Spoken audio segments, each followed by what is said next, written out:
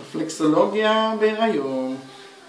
בזמן ההיריון אנחנו מטפלים לכיוון למעלה, עושים רגיעה, עושים ניסוי עדין, מטפלים באזורים של העצם של האגן, פה זה עוזר במקרה של כאבים באגן.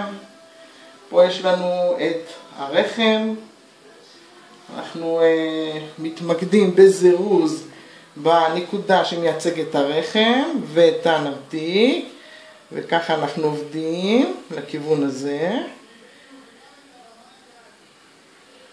מטפלים באזור העקב שמייצג את כל אזור האגן, עושים לו עיסוי סיבובי.